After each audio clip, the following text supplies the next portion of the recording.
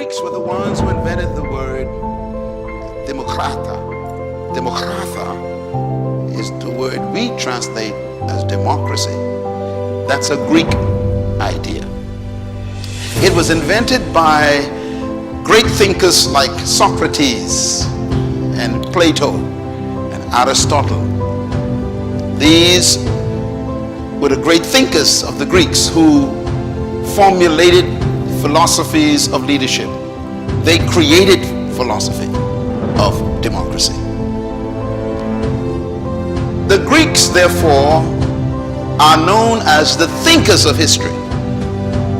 They capsulized, summarized their thoughts and put them on paper. As a matter of fact, the Greek Empire was known for its library. They were the ones who wrote philosophy of life.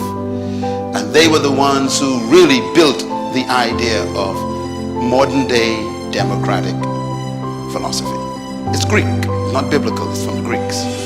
When the Romans invaded Greece, the Romans shacked the whole place. But the Roman emperor told the soldiers, do not touch the library. The Romans kept the library.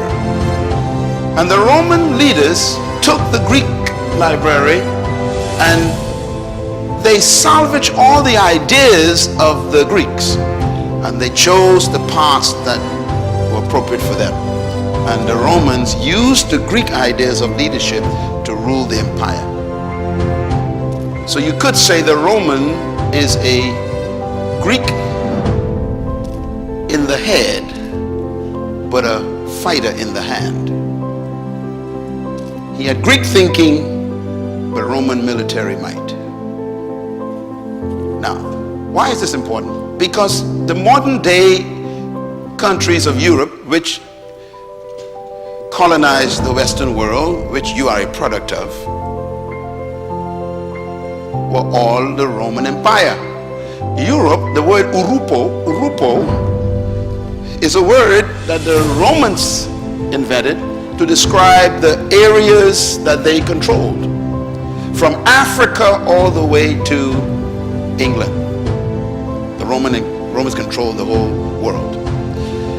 And Caesar, the king, Caesar's a title, sons of the gods, the king ruled the whole world. And when the Roman Empire was destroyed, it was not destroyed by an army, because they were too powerful to be destroyed by an army. They were destroyed by their loins. Right here. The Roman Empire, they say, was defeated by immorality. They became so corrupt morally that they decayed from the inside. No army destroyed Rome. For example, out of 14 Caesars, 12 of them were homosexuals. And their favorite interest was boys. So when you study the morality of the greatest power in history, and by the way, to this day, no empire has ever risen greater than Rome. Rome was the most powerful nation in history, period, including the Bible, because they're the only ones that rule the whole world. No one has done it since. And they were never destroyed by military might. They were destroyed by immorality.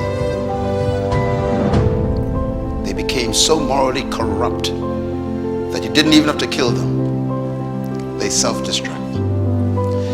Most great nations die the same way. You can't beat them militarily. They begin to decay from the inside. Their laws and their interests begin to be morally questionable. Could it be that the greatest nation on earth, the United States at the moment, is following the same path? You don't need to beat them with a nuclear weapon. Just let them decay from the inside. Immorality.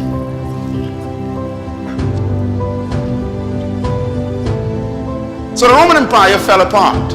When it fell apart, it broke up into small kingdoms. The centurions and those who were passed to the Senate, they began to scramble for what was left, and they developed what they call the multi-kingdoms of Europe. So the kingdoms of Europe are actually the result of the breaking up of Rome. So they developed little kingdoms like Franco, Spanian. These are Roman kingdoms. Belgium, which is Belgium. Portugal, Anglo-Saxon, British.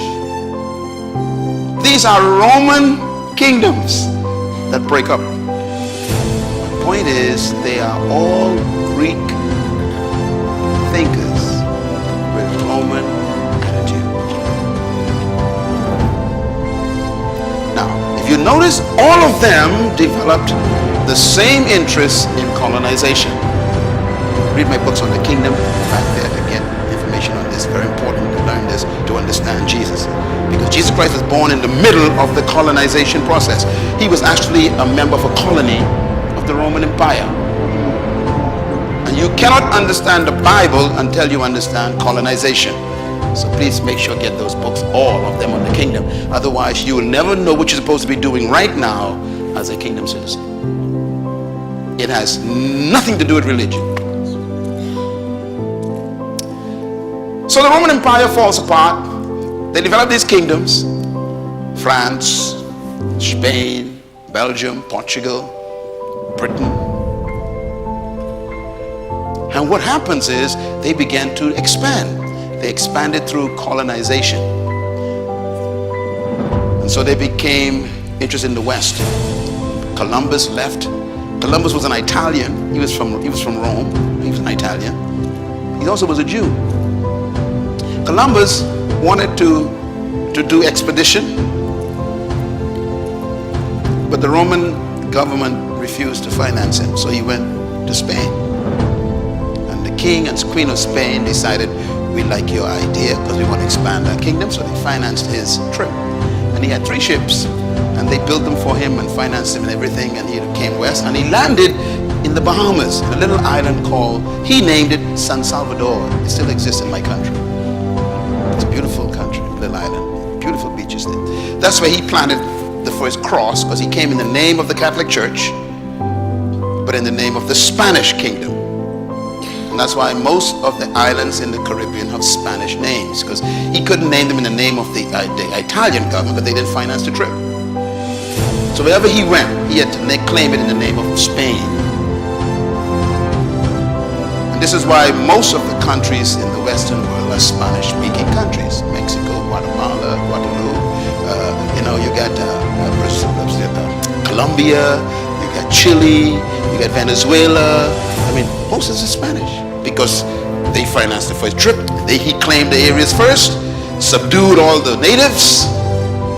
Then the French came and they did their part. And then the British came and did their part. And the Bahamas used to be actually a Spanish colony. The British fought the Spanish and won. That's why I speak English. I was supposed to be speaking Spanish. It depends on which kingdom took over. Right next to us, 5 minutes away, is Cuba. So they colonized the whole area, all of the Western world. And the United States was actually first claimed by the Spanish. And then the Spanish was attacked by the British. You know the story. And they defeated the Spanish. And they claimed this continent, this part of the continent, the United States. But I'm trying to get to a point. Listen carefully, because I'm talking about leadership here. So they colonized these areas. And remember now, a kingdom expands because the glory of a kingdom is territory. Again, to understand the Bible, you have to understand that principle. Because God is a king. That's why he created the universe, to expand territory. Okay, so here he is.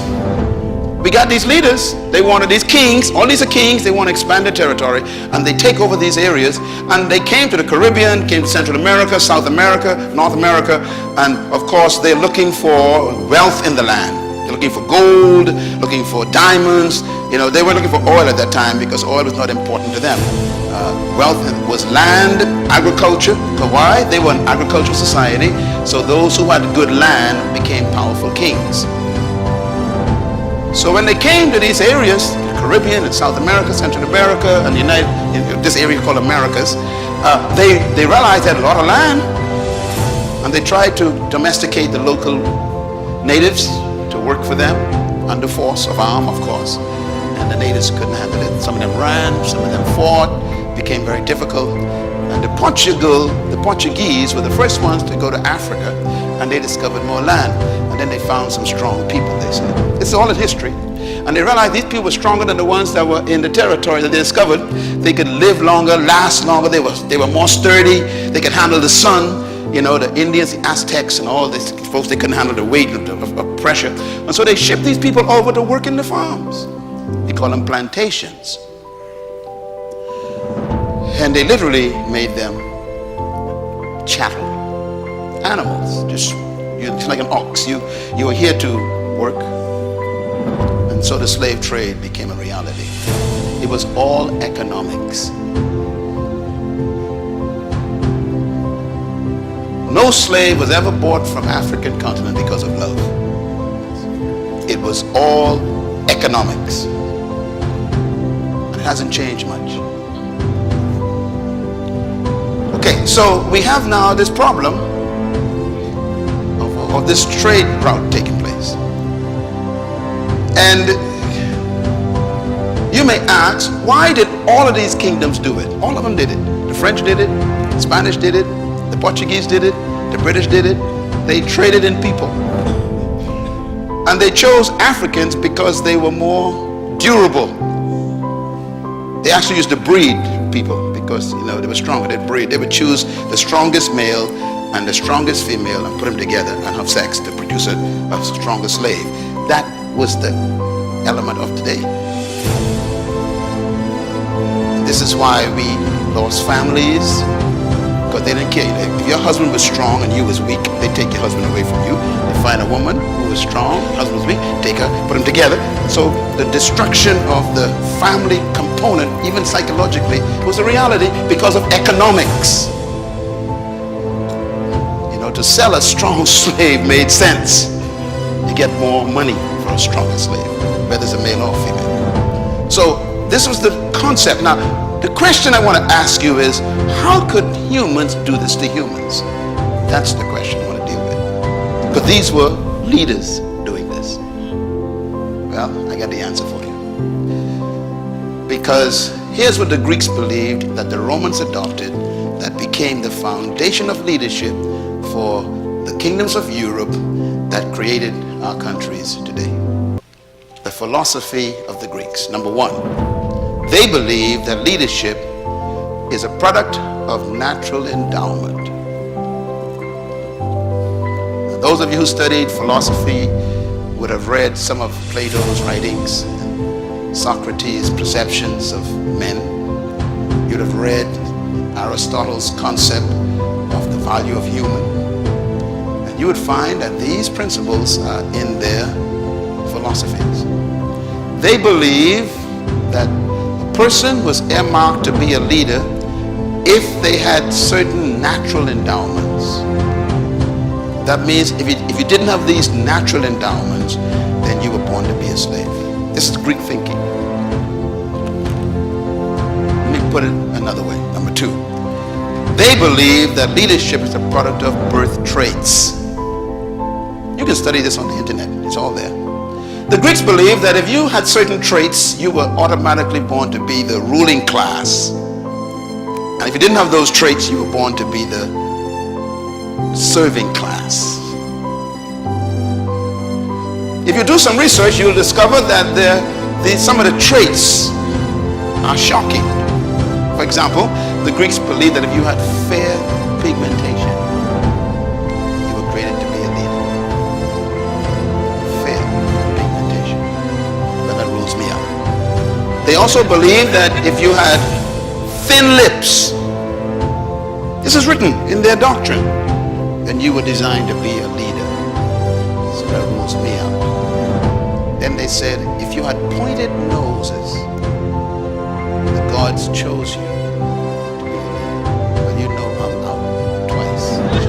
Then they said, if your hair was blonde and your eyes were blue, you are definitely designed to